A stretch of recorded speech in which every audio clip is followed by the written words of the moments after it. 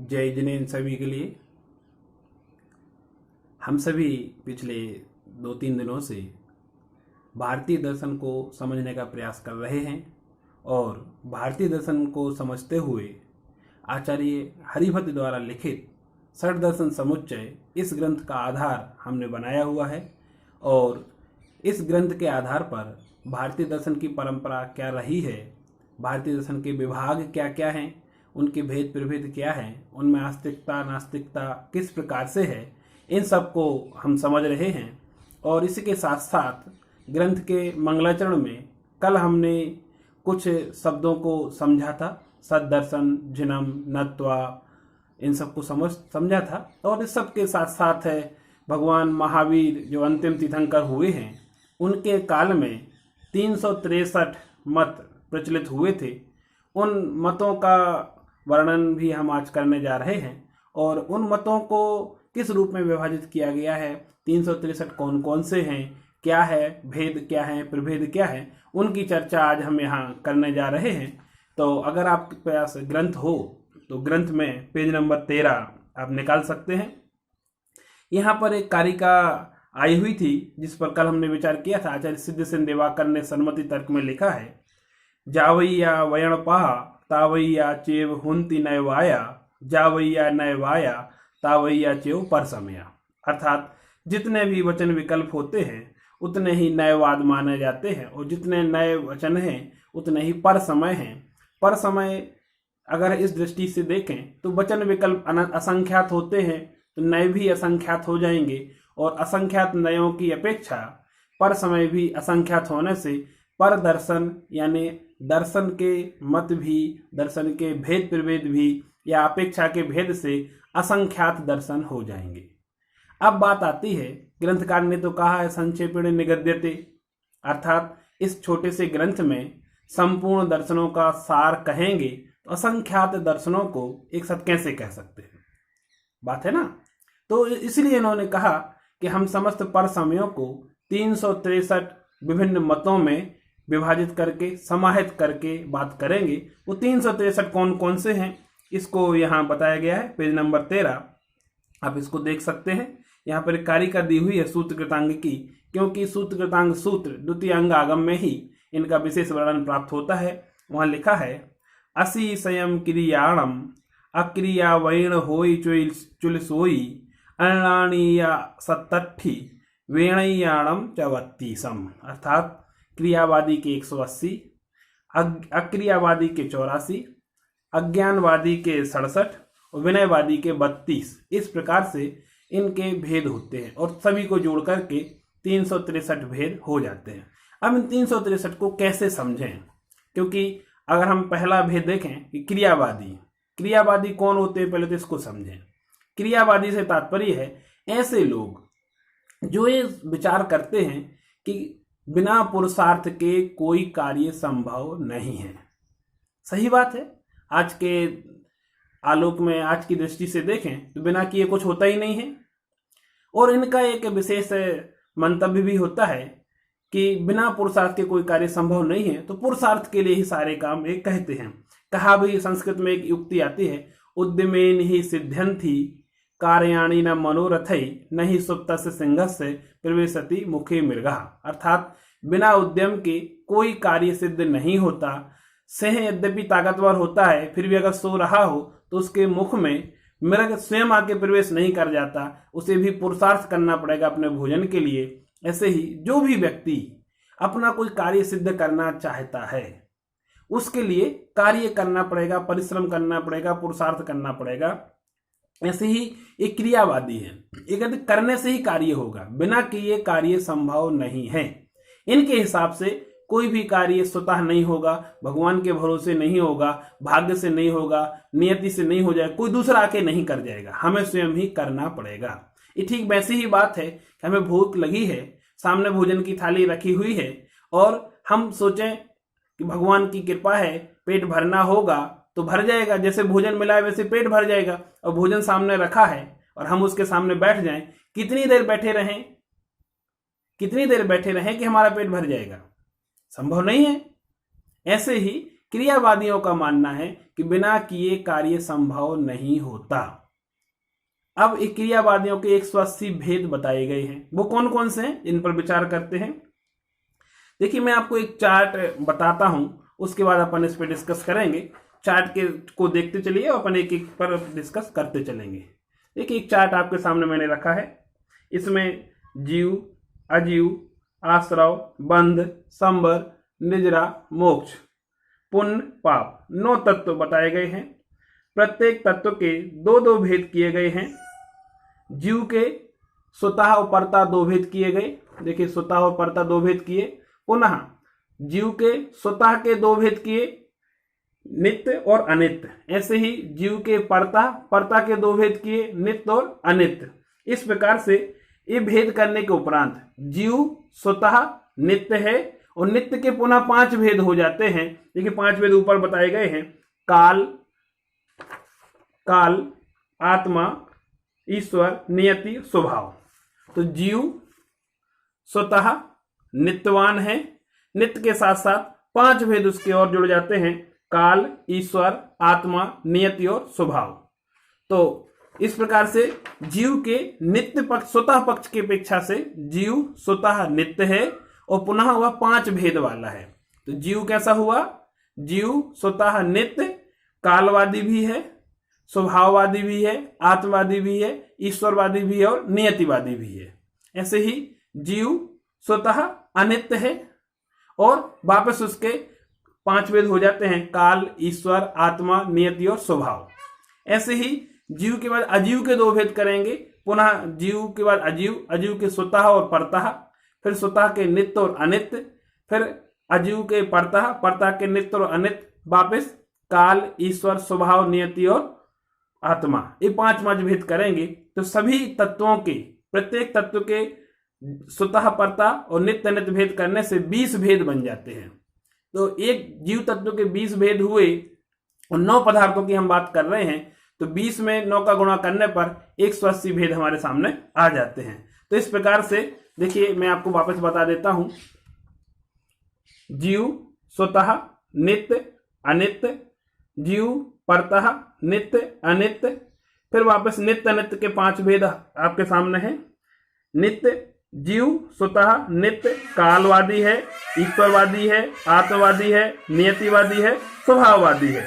ऐसे ही जीव परतः अनित्य है, जीव परतः अनित्य कालवादी, ईश्वरवादी, आत्मवादी, नियतिवादी और स्वभाववादी। इस प्रकार से जीव के भेद हमने यहां पर देखे। ऐसे ही अजीव के भेद करेंगे, उसके भी 20 भेद हो जाएंगे। आश्रव, बंध, संवर, निर्जरा और मोक्ष सभी के 20-20 भेद करेंगे। पुण्य और पाप इनके भी 20-20 भेद होंगे। तो कुल मिलाकर के 180 भेद क्रियावादियों के हो जाते हैं। अब दूसरा भेद आता है क्रियावादियों के बाद अक्रियावादी का। अक्रियावादी कौन होते हैं? जैसे क्रियावादी में हमने देखा था कि क्रियावादी हमेशा पुरुषार्थ पर जोर देते हैं और जो अक्रियावादी हैं वो कहते हैं पुरुषार्थ करने की आवश्यकता क्या है, भाग्य से ही काम हो जाएगा। वो कहते हैं भाग्यम फलति सर्वत्र ना च देवा ना पौरुषम। अगर मेरे भाग्य में होगा तो कार्य सिद्ध हो जाएगा और भाग्य में नहीं होगा तो कार्य सिद्ध नहीं होगा। मैं पुरुषार्थ क्यों करूं? क्योंकि भगवान की कृपा होगी तो कार्य होगा। मेरे भाग्य में होगा, दृष्टि में होगा, पुण्य का उदय होगा तो कार्य होगा, नहीं हो तो नहीं होगा। पुरुषार्थ से कार्य सिद्ध नहीं होता। और अपनी बात को पुष्ट भी करते हैं कि भाग्यम फलति सर्वत्र ना च देवा न पौरुषम। अब इस बात पर हम विचार करें तो फिर सभी भाग्यवादी अगर हो जाएंगे तो क्या होगा?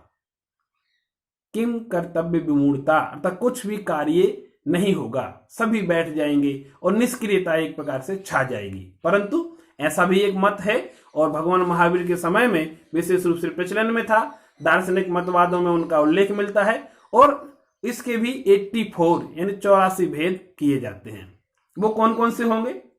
पुनः जिस प्रकार से अभी हमने 9 पदार्थों के माध्यम से प्रत्येक पदार्थ के 20 भेद किए थे, अब 7 तत्वों की बात करेंगे।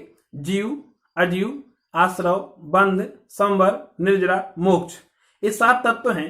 पुनः जीव के 100 और पर 2 भेद करेंगे और 100 के वापस काल, ईश्वर, आत्मा, नियति और स्वभाव। फिर वापस पर में काल, ईश्वर, आत्मा, नियति और स्वभाव। इस प्रकार से जीव के स्व, काल, ईश्वर, आत्मा, नियति और स्वभाव। जीव का वापस पर, काल, ईश्वर, आत्मा, नियति, स्वभाव। इस प्रकार से 12 भेद जीव के होंगे और जीव तत्व के 12 भेद, अजीव तत्व के 12 भेद, और ऐसा करेंगे तो फिर अक्रियावादियों के जो 84 डिविजन्स हैं वो यहाँ पर हो जाएंगे।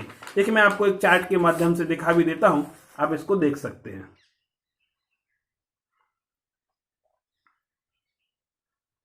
यहां पर मैंने विशेष रूप से बताया है, ये देखिए जीव के 2 भेद किए यहाँ पर, 100 और पर। 100 के वापस 5 भेद किए, पर के वापस 5 भेद किए, तो जीव के 100 और 5 6 और 6 12 भेद हो जाते हैं। और हम चूंकि 7 तत्वों की बात कर रहे हैं तो 12 को 7 से गुणा करने पर 84 भेद यहाँ पर हो जाते हैं।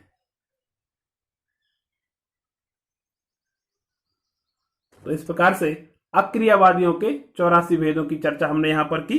अब बात आती है अक्रियावादी के बाद तीसरा भेद है अज्ञानवादियों का। अज्ञानवादी क्या चीज है? सभी ज्ञान की बात करते हैं, हम भी अध्ययन करके मैं आपको ज्ञान करा रहा हूं, आप ज्ञान प्राप्त कर रहे हैं, मैं आपसे सीख रहा हूं, आप मुझे सिखा रहे हैं, सब ज्ञान की ही बात कर रहे हैं। अज्ञानवादी कौन होते हैं? देखिए बौद्धों ने कहा अज्ञान में दुःखस्य मूलम, अज्ञान ही दुख का कारण है। बात तो बौद्धों की हम कह रहे हैं कि हम ऐसा नहीं मानते, हम भी ऐसा मानते हैं। चलिए मैं आपको छोटा सा उदाहरण देता हूं।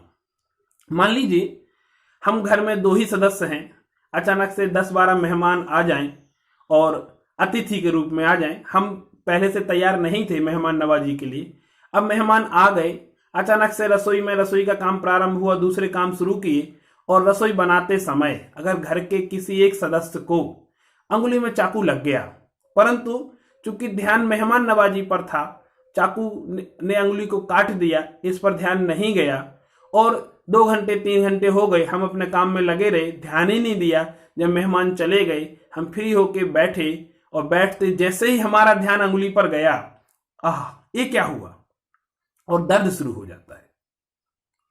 मेहमान 10 बजे आए, 2 बजे तक वो चले गए, 4 घंटे निकल गए, इन 4 घंटों में तो दर्द समाप्त हो गया।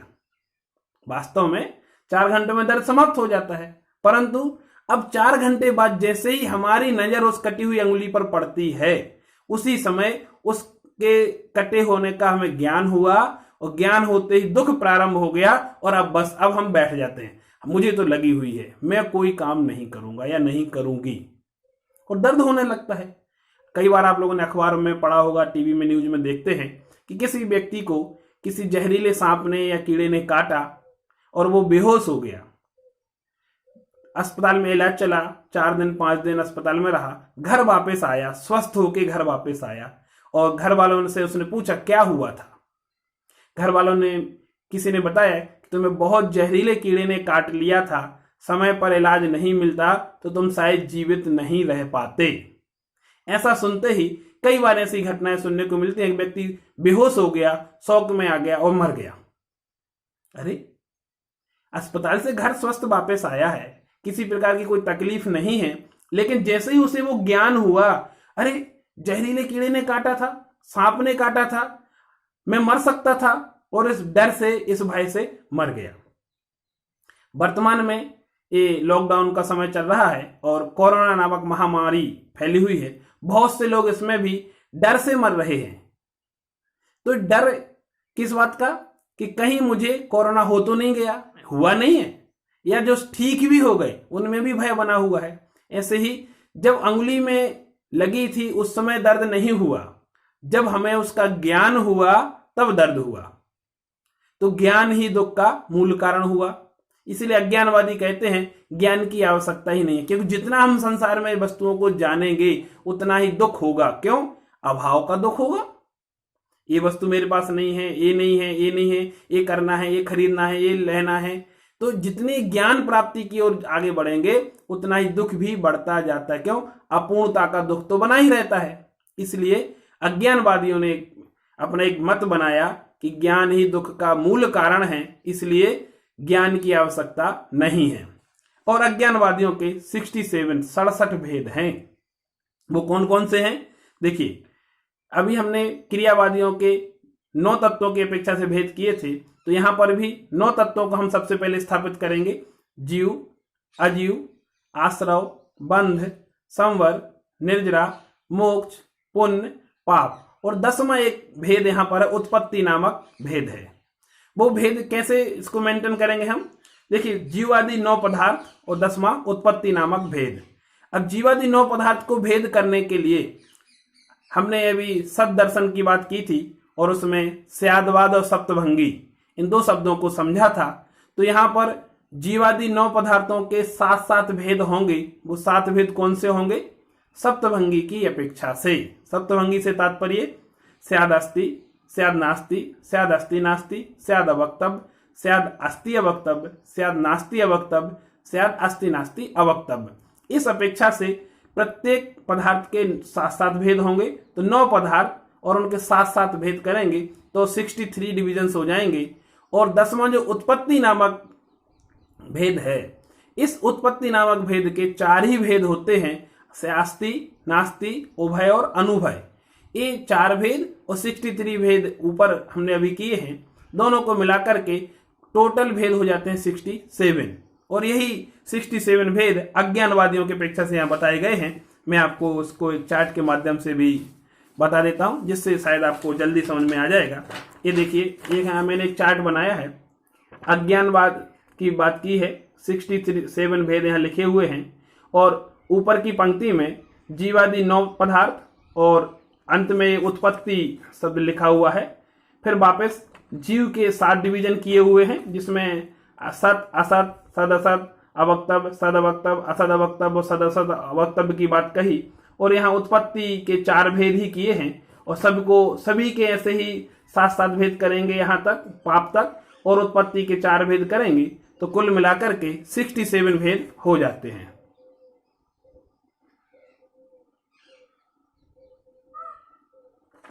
इसके साथ साथ अंतिम भेद जो आता है वो है विनयवादियों का। विनय से तात्पर्य कहा भी गया है, विद्या ददाति विनयम, विनयादयाति पात्रताम, पात्रत्वात् धनम आपनोति, धनात् धर्मः तथा सुखम। अर्थात विनय से ही विद्या की प्राप्ति होती है, विद्या से धन आता है, धन से सुख आता है, सुख से ही धर्म की प्राप्ति होती है। तो धन और सुखों का संबंध बना दिया, धन और धर्म का संबंध बना दिया और सबका मूल विनय बना दिया। लोक में भी आपको देखने को मिल जाएंगे लोग, हमारे ऊपर तो गुरु कृपा है, भगवान की कृपा है, ईश्वर की कृपा है, हम तो भगवान की भक्ति करते हैं, सब कुछ मिल जाता है और हम गुरु का आशीर्वाद हमारे ऊपर है। तो विनय शब्द की बात बहुत प्रचलन में है और यहाँ तक कि उत्तराधन सूत्र में तो विनय सूत्र ही लिखा गया, जहाँ गुरु शिष्य संबंध की बात कही गई। तो विनय वही एक, परंतु विनय भी कहाँ करनी, किनकी करनी, अगर इसका ज्ञान ना हो, किनकी विनय करनी? ज्ञान, दर्शन, चारित्र, उपचारा, विनय। जैन दर्शन में 4 प्रकार की विनय कही गई है। ज्ञान की विनय यानी सम्यक ज्ञानी की विनय, दर्शन विनय यानी सम्यक दृष्टि की विनय, चारित्र विनय अर्थात सम्यक चारित्री की विनय, और उपचार विनय। इन सब के अतिरिक्त हमसे जो अग्रज हैं, ज्येष्ठ हैं, उनकी विनय। ये 4 प्रकार की विनय है और इनके अतिरिक्त अगर किसी की विनय करते हैं तो वो विनयवाद हो जाता है। उसके भी यहाँ 32 वेदों की बात कही गई है। वो 32 वेद कौन कौन से हैं? देखिए, संक्षिप्त में उनकी चर्चा हम कर लेते हैं। देखिए, विनय के संदर्भ में कहा गया है 8 मुख्य पद हैं संसार में जिनकी विनय करना चाहिए और लोग उनकी विनय करके यथेष्ट फल प्राप्ति की अपेक्षा रखते हैं, बशर्ते ज्ञान, दर्शन, चारित्र और उपचार। इनमें ज्ञान, दर्शन, चारित्र की विनय तो नहीं करते, परंतु इन 8 की विनय करते हैं और उन 8 के विनय करके फल प्राप्ति की अपेक्षा करते हैं। वो एक विशेष मत बन गया। वो 8 कौन कौन से हैं? देवता, राजा, साधु, ज्ञति, वृद्ध, अधम, माता और पिता। ये 8 विशेष पद हैं और इनकी मन से, वचन से, काय से और दान, इन 4 भेदों से विनय की जाती है। देखिए, देवता की विनय मन, वचन, काय से कर सकते हैं। देवता को क्या दान देंगे हम? अपने अहंकार का, राग द्वेष का, विषय कसाय का त्याग अगर देवता के सामने हम करते हैं तो वो भी एक प्रकार का दान है।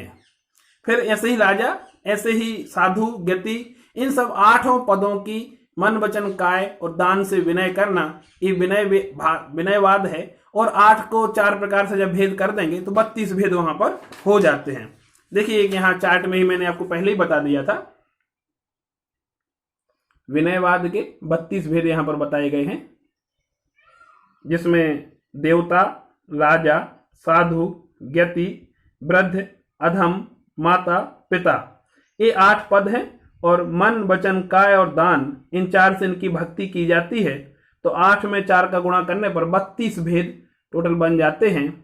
इस प्रकार से क्रियावादी के 180, अक्रियावादी के 84, अज्ञानवादी के 67 और विनयवादी के 32 भेद, और सबको मिलाकर के 363 मत होते हैं। इन 363 मतों में अनेकांत के विपरीत जितने भी मतवाद हैं, यानी जितने भी एकांतवाद हैं, उन सब का समाहार हो जाता है। तो अब आज हमने विशेष रूप से एकांत और अनेकांत के अंतर्गत, अनेकांत दर्शन में तो जैन दर्शन आ जाता है, और जैन दर्शन के अतिरिक्त जितने भी दर्शन हैं उन्हें एकांत दर्शन के रूप में मान करके 363 मतों में उनका समाहार किया। कल हम विशेष रूप से आगे के दर्शनों की चर्चा प्रारंभ करेंगे। धन्यवाद। जय जिनेन्द्र।